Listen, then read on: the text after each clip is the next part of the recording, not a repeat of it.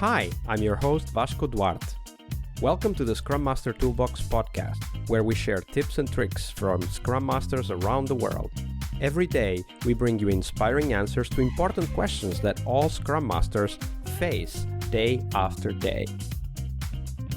Hello everybody, welcome to our Thursday, Success Thursday, this week with Artur Margonari. Hi Artur, welcome back. Woohoo!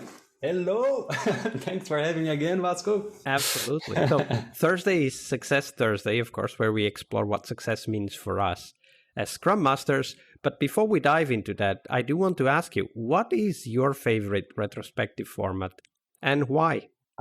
Good one. You know the consultant answer, depends. It depends. But what can we do here? It depends. It's a joke, but it's exactly what I believe. I don't have a favorite one because I think for everything, in every context, a different retrospective might be better.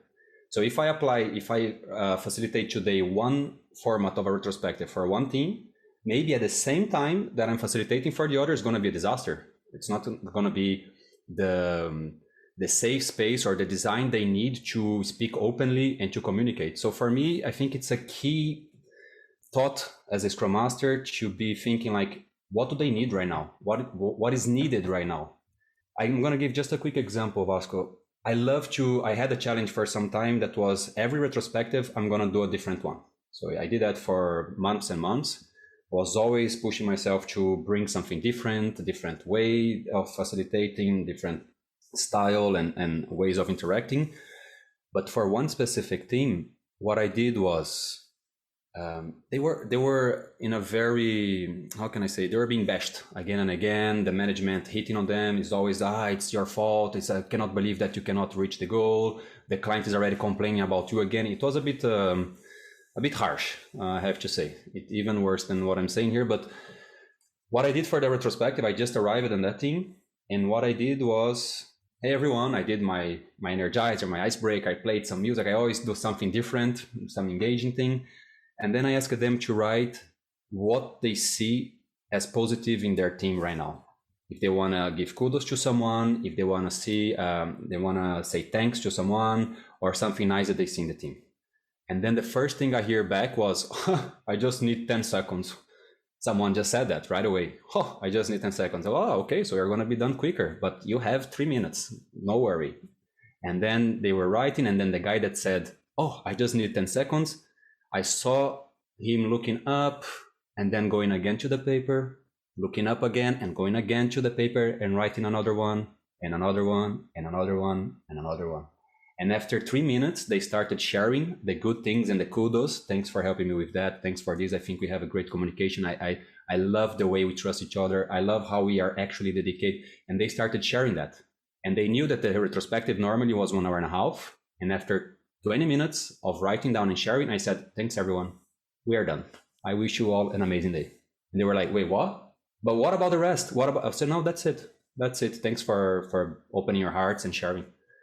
And I'm not crying. I'm not crying. I'm not joking, but some people cried, and I'm even feeling a bit emotional right now because they said, like, Artur, that's exactly what we needed.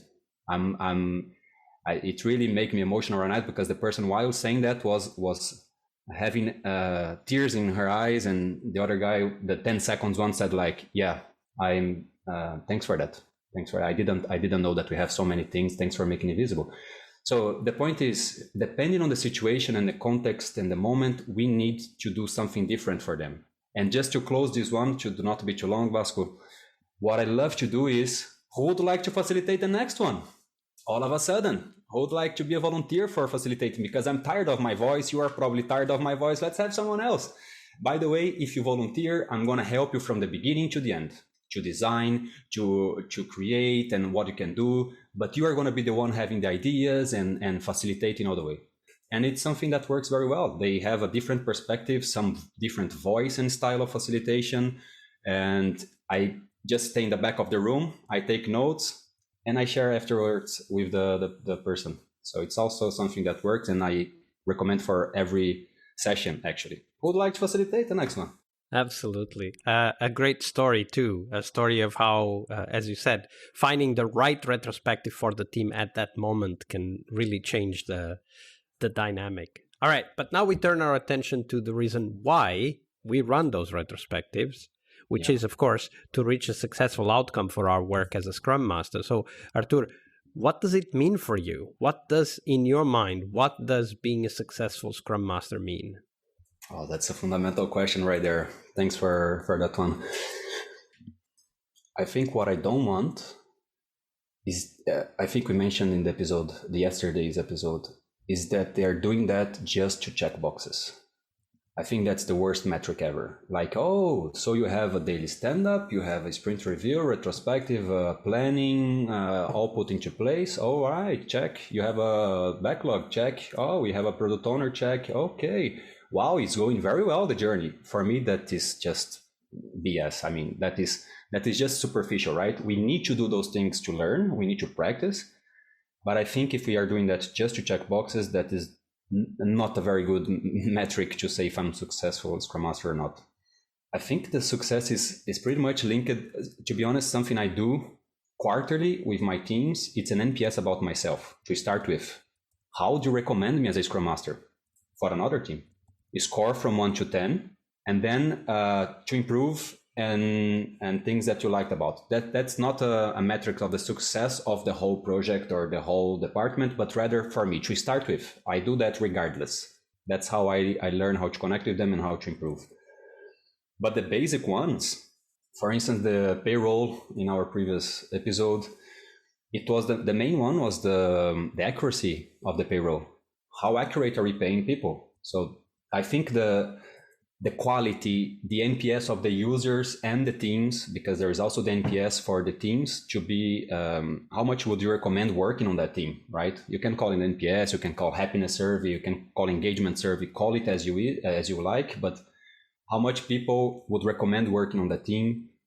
Some things that are basic, that is like removing waste, how much waste can we remove, how much can we reduce this lead time? If it was X, how can we make it X divided by 2, removing the waste?